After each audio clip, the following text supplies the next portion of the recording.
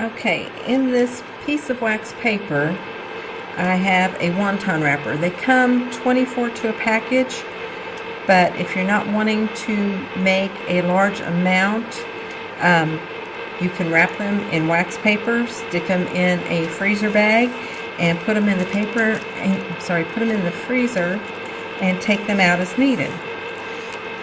So this one is thawed. I'm going to open it up. You kind of want to keep it a little bit moist. I have 2 pieces of ham pre-packaged. I'm going to blot it and get the moisture off, because the moisture has a tendency to come out of your wonton wrapper, and then you'll have a lot of splatter. So you just need to blot it a little bit, get the moisture out. Here I have a mozzarella stick. I've unwrapped it. I'm going to take one of the pieces of ham that I've dried, wrap it up, and then I'll take and start right where I left off with the other piece. Wrap that around. Okay, you see that? Alright, move this out of the way. Now, I start with my wonton wrapper, and you want it kind of in the middle. Be careful, because these are kind of tender, especially if they dry out. So you start wrapping up, just roll it like that. Then what you're going to do is you have a little water in a bowl. You're going to moisten the edges of the wonton wrapper. Mine's starting to dry out a little bit. So I hope this works. You just moisten all around. I moistened the top too, because it's going to stick to it. You don't want the whole thing wet, but just the edges.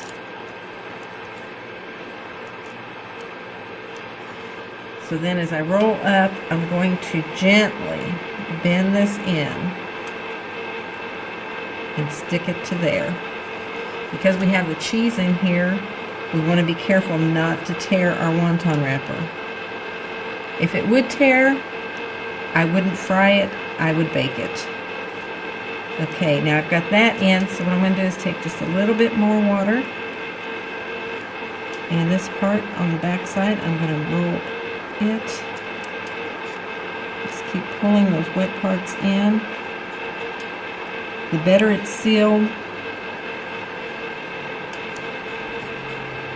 the less cheese will come out. You'll see in a moment, because my oil has had a little bit of cheese come out where I've done a few practice ones. Alright, all rolled up. Now, if there's an edge like this where it's open, just go and wet that down again, push it in, and your wonton wrapper is all sealed. It should be pretty good there. It's a lot easier than trying to roll up an egg roll. Okay, what I would do now is just cover this with your wax paper while your oil heats up. That will help the water to seal your egg roll wrapper even tighter. I've got a few that I've already rolled here to the side, so I'm going to bring my hot plate in here. You can see the little black bits in there. That's the cheese and little bits of the wontons that have come off. So I'm going to put some in to my hot oil. It takes probably about 5 minutes to get these. As they brown on one side, you kind of turn them a little bit so they'll brown on the other side. I just look every once in a while, and if it's not brown, I let it go. If you're going to bake them, you want to brush them lightly with oil before you put them in the oven. You want your oven at around 375 degrees, and they will take about 5 to 8 minutes. And if they're in the oven, you may want to flip them about halfway through that. Turn them so that they get browned on all sides. And you can see the oil causes the wonton wrapper to bubble up. If you don't put oil on there, what's going to happen is it's going to just dry out, and it's going to be kind of just hard.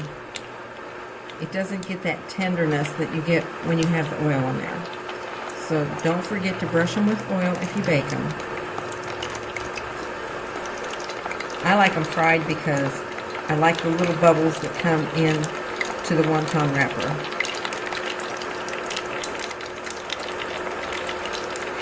And I've got a little bit extra oil in here. You could definitely do it in a non-stick skillet with a little bit less oil. This way I'm cooking about half at a time. So I flipped that one a little bit early. This one is starting to get brown on one side, so I'm going to flip it over. And can you see that little bubble that formed on the side? That's what I'm talking about. I love the little bubbles that come into the wonton wrappers. And you don't get that if you cook it without any oil. It just kind of dries out and it's hard and chewy.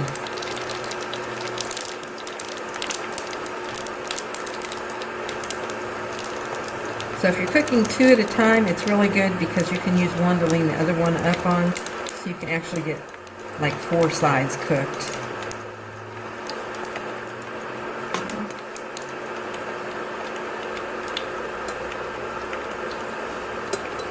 Move this out of the way and put a fresh paper towel over here so that I can drain them on that when they come out of the oil.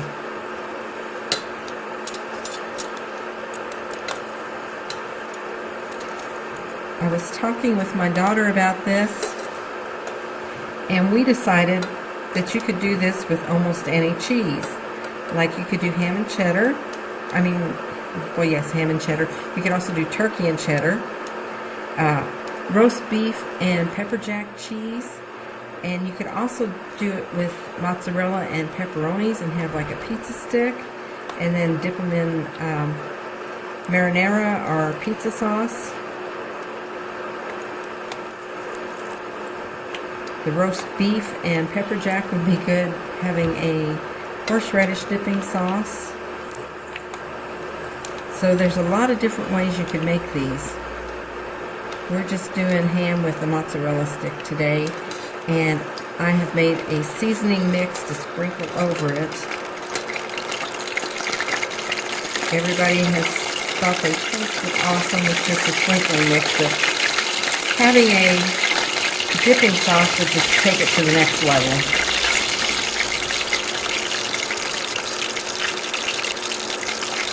And these are just about done. You want them golden brown, you don't want them to get too dark.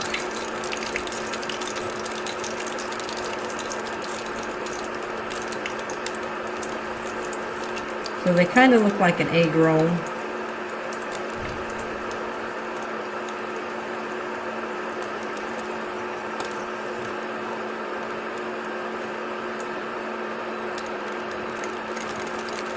Alright, we're getting there. I have my oil to 350 degrees, so just in case you're wondering how hot to get your oil, you're going to want to get it pretty warm.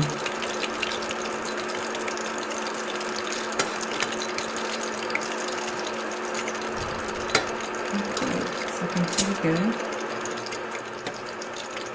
Okay, for my seasonings, I used an Italian seasoning blend, some garlic powder, onion powder, some crushed red pepper flakes, salt, pepper.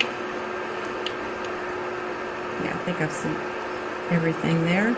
I put it into a bowl and crushed it all with a little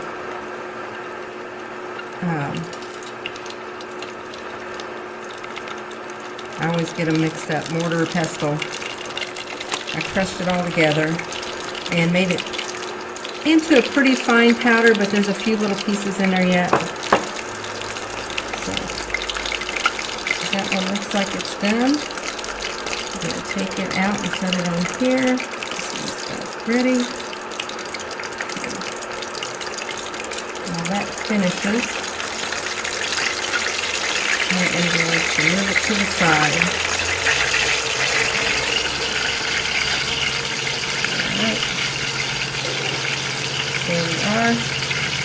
And just take a little pinch of seasoning, or if you have a favorite seasoning that you like, you can sprinkle it on however you want.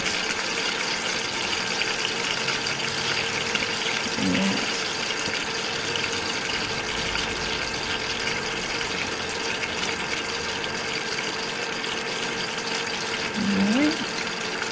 And then I just toss it back and forth a little bit. Make sure it's got a nice coating on there. There you are. I hope you enjoy this tasty snack, and let us know if you try a really neat combination. I'd love to hear about it. Have fun.